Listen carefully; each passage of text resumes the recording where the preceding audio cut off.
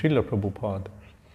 Translation: once only by their permission, I took the remnants of their food, and by so doing, all my sins were at once eradicated. Thus being engaged, I became purified in heart, and at that time, the very nature of the transcendentalist became attractive to me. Purport: pure devotion is as much infectious in a good sense as infectious diseases. A pure devotee is cleared from all kinds of sins. The personality of Godhead is the purest entity, and unless one is equally pure from the infection of material qualities, one cannot become a pure devotee of the Lord. The Bhakti Vedantas, as above mentioned, were pure devotees, and the boy became infected with their qualities of purity by their association and by eating once the remnants of the foodstuff taken by them. Such remnants may be taken even without permission of the pure devotees. They are sometimes pseudo-devotees, and one should be very much cautious about them. There are many things which hinder one from entering devotional service. By the association of pure devotees, all these obstacles are removed. The neophyte devotee becomes practically enriched with the transcendental qualities of the pure devotee, which means attraction for the personality of God, the personality of Godhead's name, fame, qualities, pastimes, etc. Infection of the qualities of the pure devotee means to imbibe the taste of pure devotion always in the transcendental activities of the personality of Godhead. This transcendental taste at once makes material things distasteful. Therefore, a pure devotee is not at all attracted by material activities. After the elimination of all sins or obstacles on the path of devotional service, one can become attracted. One can have steadiness, one can have perfect taste, one can have transcendental emotions, and at last, one can be situated on the plane of loving service of the Lord. All these stages develop by the association of pure devotees, and that is the purport of this stanza. Nama Om Vishnu Padaya Krishna Preshtaya Bhutale Srimate Bhaktivedanta Swami Niti Namine Namaste Saraswate Deve Gauravani Pracharine Nirvishesha Shunyavadi Paschata Deshatarine Jai Shri Krishna Chaitanya Prabhu Nityananda Shri Advaita Gadadhara Shivasari Gaur Bhaktivinoda Hare Krishna Krishna Krishna Hare Hare Hare Rama Rama Rama Hare Hare. Utrishta lepan anumodito dvijai sakritsma bhunje tadapasta kilbrishaha evam pravrittasya vishuddha chetasas tadharmaivatma ruchi prajayate. Translation: once only by their permission I took the remnants of their food, and by so doing all my sins were at once eradicated. Thus being engaged, I became purified in heart, and at that time the very nature of the transcendentalist became attractive to me. Narad Muni is narrating how he became purified by association of pure devotees. And here the point is being made about how pure devotion is infectious. We know a lot of things which are infectious. Viruses, bacteria, bad behavior. Sometimes someone associates with someone, especially children, and they deteriorate. But no one thinks of bhakti as infectious. But we see it. For example, Prahlad Maharaj, he was left unattended with his Gurukul classmates, and they all started chanting and dancing and being attracted to principles of bhakti. Why is devotional service attractive? Actually, it is the nature of us to be devotees. It's the nature of the devotee to worship God. It's the swarup, what we say is swarup. So, it just needs to be kindled. There's a word in English, kindled. Now, everyone will think of that electronic device, but that also must be based on this principle. Kindle means when the word is, it won't be here now, you don't use it. Like kindle a flame, and then you take two pieces of wood to light a fire. You know, you rub it. You rub to wood to light the fire. Now you just use a matchbox or lighter, but that is the word, kindle. It has to be kindled, the fire. So fire is all pervading in wood. It's all pervading everywhere. If you put little fire, it will catch fire. Then it will burn brightly. It can consume everything. Then it will burn other things. So the nature of devotion is in all souls, in a dormant state. And why is it that bhakti is infectious? Because it's not that we are bringing something and teaching, it's something we are reminding someone. We just have to remind, you have to give little impetus by prasad or by kirtan or just association. And that will awaken that taste, and then they will also take it. In this way, pure devotion is infectious. But now it says here one thing, not devotion, pure devotion. Actually, mixed devotion is also has some potency, but it will give some mixed devotion also. Someone will get devotion, but that mixed type. That if someone is not purely following, and they also preach, then that little contamination will come in the other person. So people who are strict on the path of devotion are very careful who they hear from. We heard that many times. Avaishnav mukhot girinam putam hari kathamritam shravanam naiva kartavyam sarpochishta yathapaya. One should not hear about Krishna conscious topics from a non-devotee. How many times Prabhupada repeats this in the purports? Why? Because it's like milk tasted by a serpent or a snake. Milk is good, it's nutritious, it looks good, and if you produce milk, someone, okay, this is good, it's good for me, if I drink it will nourish, but they don't know that a snake touched it, so it's poisonous. So that poisonous effect may come. So anyway, that point aside, pure devotion is infectious. In a good sense, Prabhupada writes. We see that sometimes even someone, not intending to change someone ends up changing. How? We see on book distribution. Somebody is just watching and we are pushing someone to take a book. Pushing, really speaking the arguments, preaching, he doesn't take it. Then that person comes, can I take the book? Yes. And he got influenced.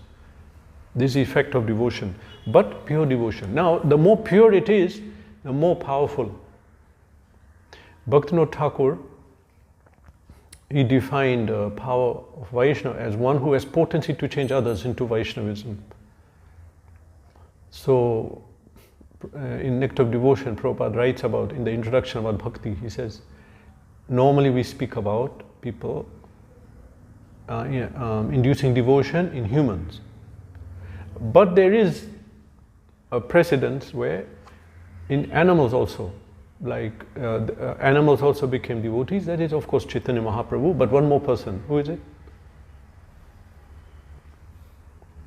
In our Vaishnava history, he gave Diksha to a Rasika. Rasikananda. He gave Diksha to an elephant, made him a devotee and engaged him in seva nicely. If you read the book, you will see. Made him round up all the elephants. So that is there. But then if we read that Rasika Mangala synopsis in that book, then there it's given that he was a personal associate of the Lord. The way he took birth, they could see that. So anyway, the potency of devotion is such that people are attracted. It's all attractive. Krishna is attractive. That's why Prabhupada writes that and if we're going to give any name to God, that is Krishna, because he attracts everyone. So one who becomes a devotee also becomes attractive. In this book, Seventh Goswami, which is actually it's a summary of Bhaktivinoda Thakur's autobiography. He wrote his own history. There it's mentioned that when he wanted to leave the service, government service, everyone was very upset, even the British people. Don't go, please stay. They didn't want him to leave. You become attractive to everyone. And a common example is given by the 6 Goswamis. Dhira dhira jana priyo karo. They were very attractive, they were very dear to the gentlemen and to the ruffians. Ruffian, rascals, I don't know how you understand that topic, that term. People who are not so cultured, not devotional. So that's also, they're also attracted by devotion. If someone's a devotee, they're also attracted. Now a principle is given why the devotee becomes attractive. Because he's carrying Krishna. Actually Krishna is attractive. Sometimes someone may open a hospital and say, look, we're making devotees, we're making devotees. Actually you'll make devotees anyway because the bhakti is so powerful. You know, we can open a petrol station and say, oh, we're making devotees, it's called petrol station, come fill your car, take prasad. See, we're making devotees by petrol station. Actually, bhakti is pure. It'll in any case make devotees. But now in pure state, it'll make pure devotees. Very important. For example, the whole idea of Gurukul is that students come and people at a young age, they take up these principles. Then that potency will be so great. Why is it purifying? Because we're presenting Krishna. If you present Krishna purely, then it will be very pure, very powerful. If not, it will be there but less. Therefore, you know, Prabhupada used to quote these 4 terms regarding our movement. 4 sayings. Which actually, it's not that he made it, it was found from somewhere. You know that? Books are the basis. Purity is the force. Preaching is the essence. Utility is the principle. Yeah. So, purity is the force. What brings the force for preaching? What brings the force? Degree, if you have a degree in IIT.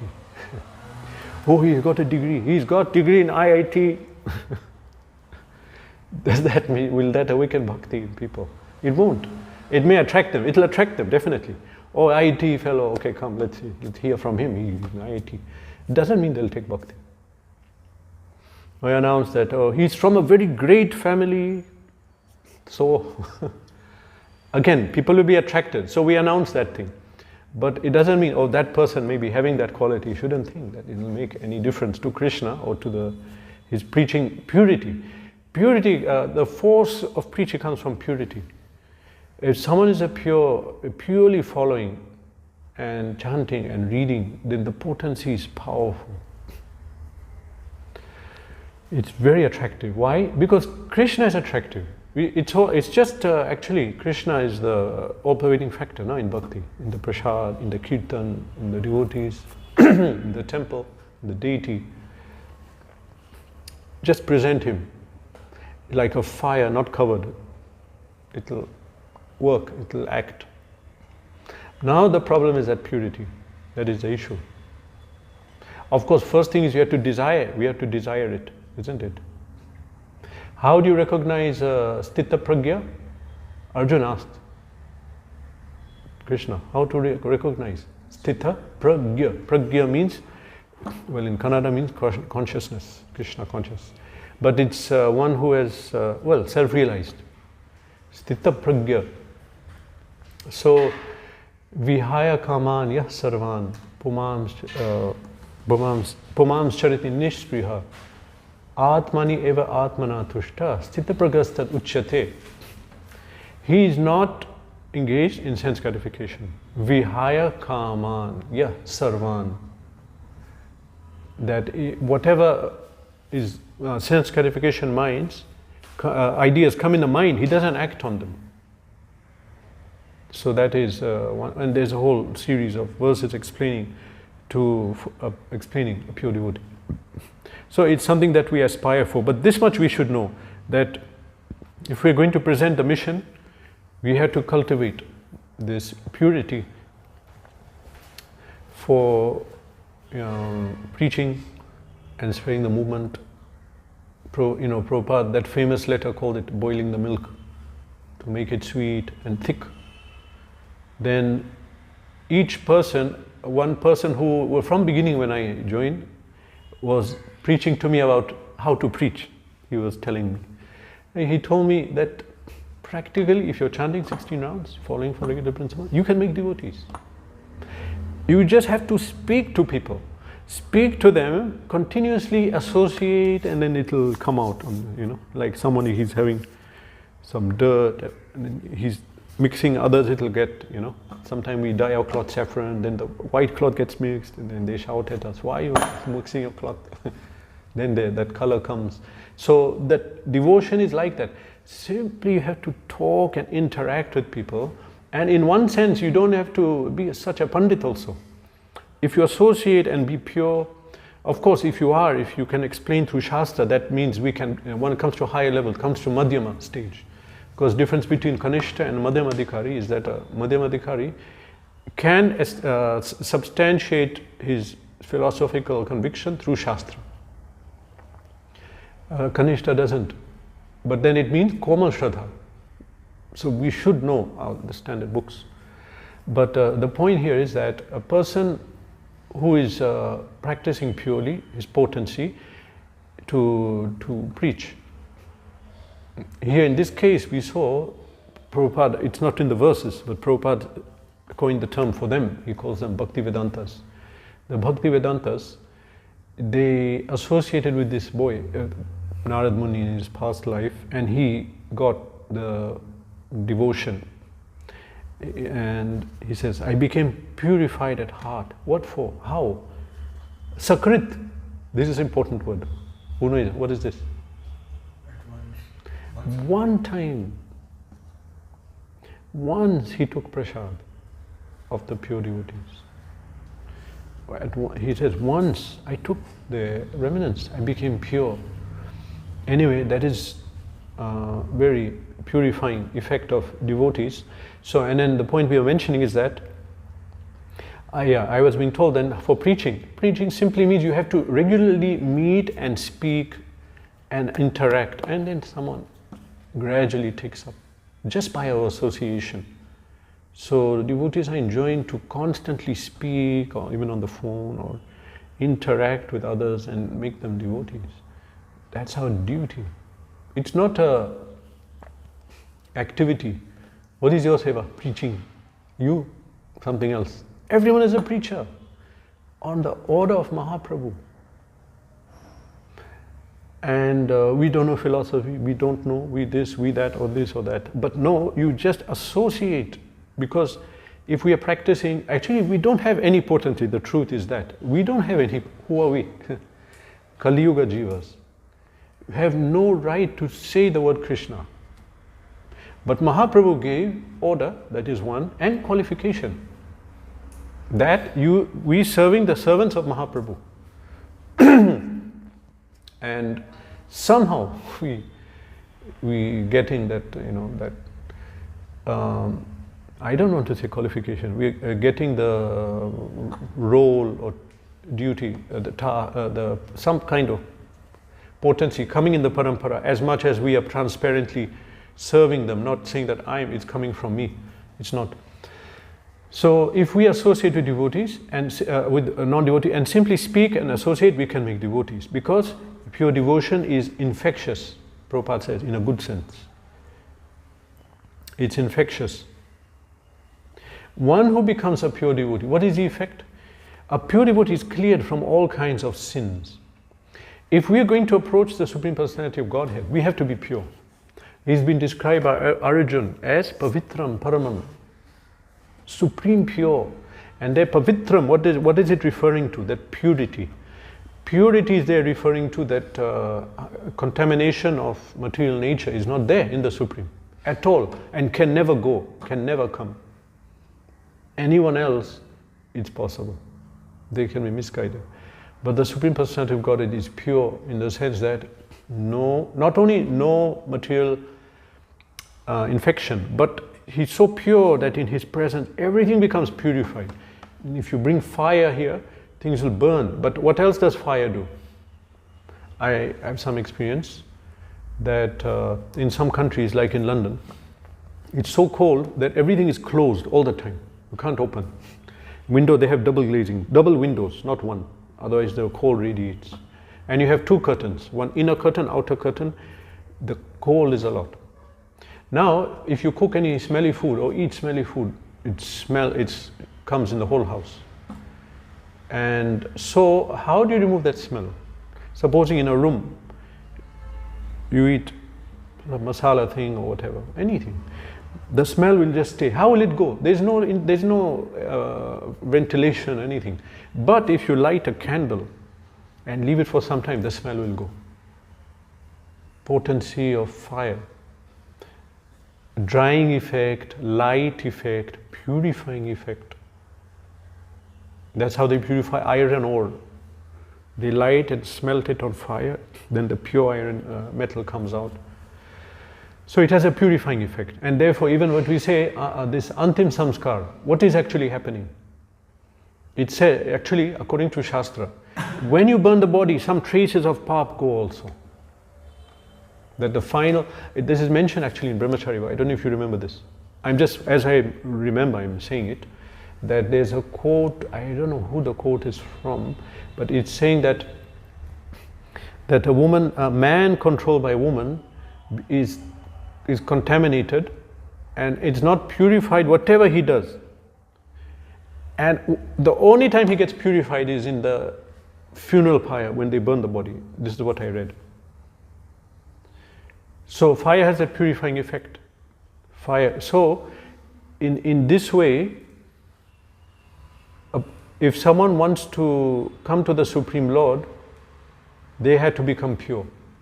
Supreme Lord is pure. And to be purified, they have to associate with a pure devotee. It's a parampara of pure devotees who will infect the others. Because we have to be pure to approach the Supreme Pure. In the same way that to enter the sun planet, one has to have a fire body. And so, if one wants to approach the Supreme Pure, you have to be pure. A pure devotee is clear from all sins. What is that verse in Bhagavad Gita? Papam jananam punya karmanam te dvandam moina nirmukta bhajate mam ananya bhak. Actual devotion will come when the sins have gone. It's not now that, okay, let's remove our sins, go and dip and bathe here and there. But bhakti destroys that. But we have to be mindful of this. Actually, our whole sadhana, that yani chani kapa cha papani brahma hatyadika, that just by circumambulating tulsi every morning, the sins are destroyed. It's the effect of bhakti. We don't have to separately, otherwise that becomes jnana mishra bhakti. Separate effort to become liberated. But it is a fact that pure devotion will come when this, the reactions are destroyed. Sinful reaction means sinful tendencies also, that is there. Quote, when you do some sinful action, a reaction comes and tendency to do that action also, that also. But these are all destroyed. That by devotional service. That Kramaneleva Prelete Vishnu Bhakti Rathatmana. All of the bija, kut, everything. So, in this sense, by the process of bhakti, we will get purified. But we have to associate with devotees. And so, it is someone is somehow practicing bhakti. It's our duty. It's our duty to purify others as much as we can, whatever we can do. It's very pleasing to Krishna. It's our duty, because otherwise, how will they take it? How? They are born, they have their birth chart. We are Kali Yuga Jiva, you know. Day by day, whoever is born is having a worse situation than every son, grandson, great, they'll have a worse. Tatas chano dinam dharma satyam shocham shamade. Day by day, 6 things decrease. So, who's going to help? How will they come up? Just, because the karma has to act. But the only way is the devotee, they come across a devotee by accident, he speaks something, gives some prasad, even his side, his association, something is planted that will awaken it will awaken their bhakti. Gradually, maybe it may take one lifetime, many lifetimes. In the same way that fire is pervading everything, and you just have to give a little bit, touch it, everything will burn. So they have the devotion, it has to be kindled. Prabhupada calls the Bhakti Vedantas. They were pure devotees, and the boy became infected by their qualities. of purity by their association and by eating once remnants of their food. Such remnants may be taken even without permission. He asked them, but Prabhupada is saying, somehow or other you have to take. Okay, but I don't know, there's etiquette also. You can't quote this verse, don't quote me if something, you get in trouble. We ask in Iskcon, like, So it says that he once took their remnants and got their pure qualities. Now what happens if you take remnants of someone who's a pure devotee? You take his good qualities, he takes your karma. So the spiritual master, he has taken responsibility to elevate his disciples. Happily he does that by giving remnants, but then he'll not give it to those who are not sheltered by him, who are not following him, not serious, for example. Actually, there's an anecdote in this regard.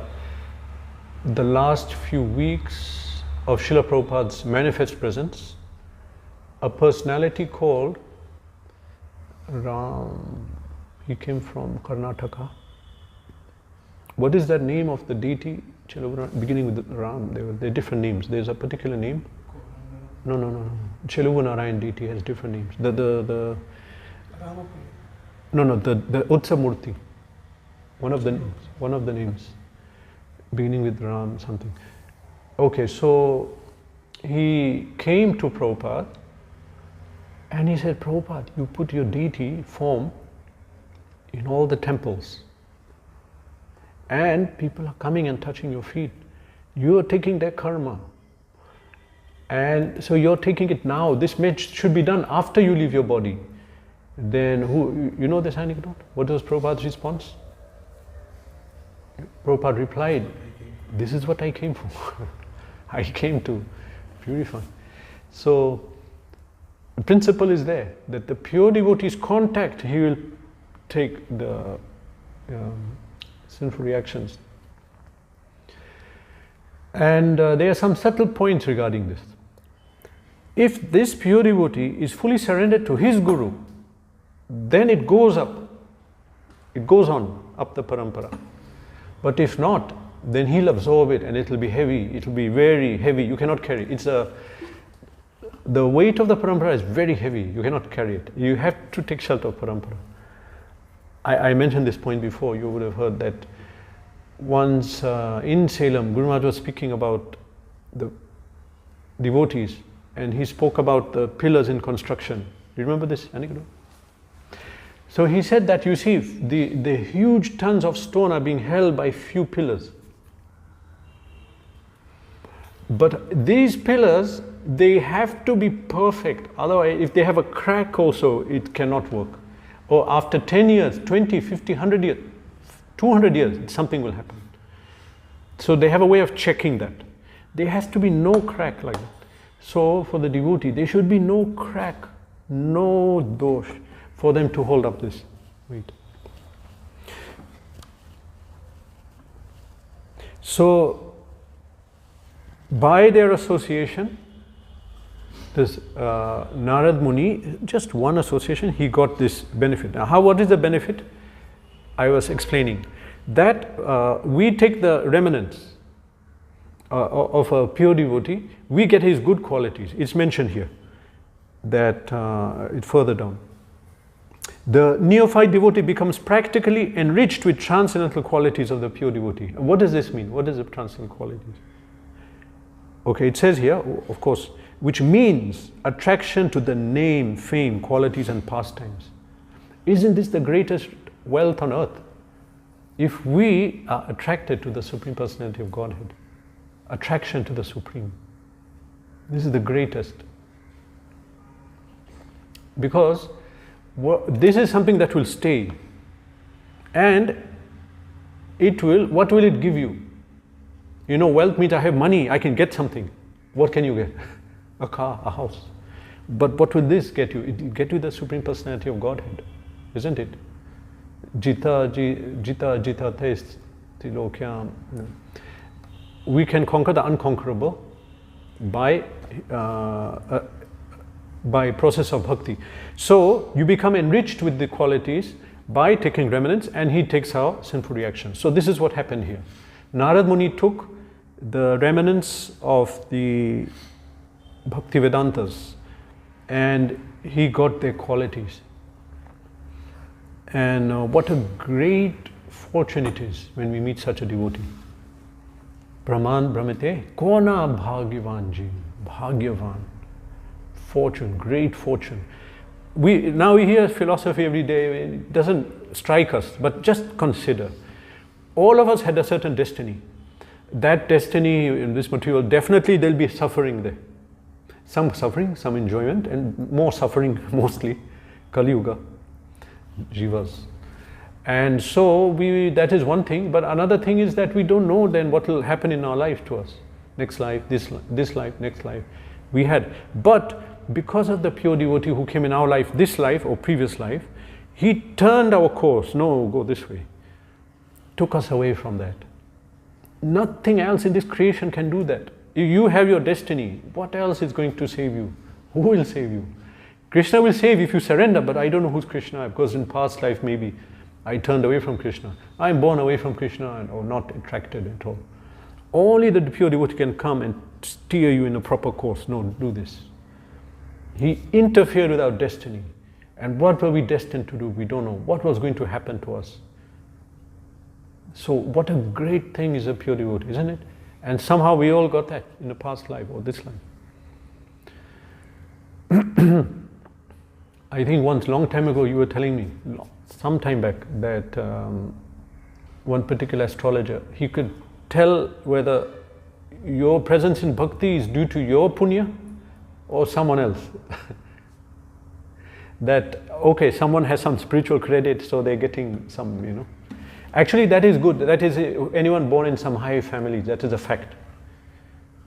But others, that astrologer could tell whether you're here on mercy of your guru only, you're here and able to follow and do everything. So that is, Of course, when it comes to pure bhakti, that is only the guru's mercy. That is not in the chart. But due to spiritual credits, we are born in a certain situation which is easier to take up. So what a great thing is a pure devotee, that he can steer us. Now, having got that mercy, how much is we are obligated that we have to do this? We have to also change people. Because we are waking up every day, seeing this, hearing philosophy, seeing people, it's not coming to our mind. But what is going on? Outside here, everyone's going to die. And we don't know what will happen to them. They're going to suffer so much. And we have the antidote to stop it. We should not be peaceful. Go out. Some of the early Christian, now I don't know, but they traveled around the world. They had some kind of devotion that they don't have message of God, and they lived in extreme circumstances. They came to Africa, they were killed, cooked, eaten even. And not only there, other parts of the world, enduring difficulty, just they're thinking, these people don't have this, we have to give them, Later it became political, I don't know now what's the thing. There may be some pure ones also.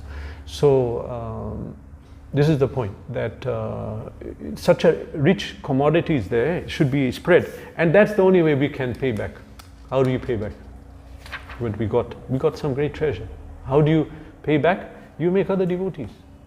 This should be the main thing. What happens to a devotee? One who takes up devotion? In the transcendental taste, at once it makes all material things distasteful. There's one bhajan of Bhaktivinoda Thakur where he says that, recently I read, E ghor sangsare podiya manava, in this horrible material existence, humans have descended, have come. And he says that, anale jolite, and then the heart burns because of this. Anale bade anal, it burns and burns. How to get relief? He says, sadhu sange kori,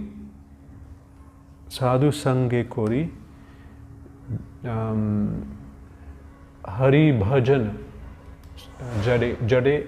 If you associate with sadhus and worship, the Supreme Personality of Godhead, that it says, Anale kare shesh. It will stop the fire. This is the only way. So, here it says, transcendental taste at once makes all things distasteful. Why are we suffering? Because of attraction to the material things, which we can never satisfy. We can't. You cannot satisfy.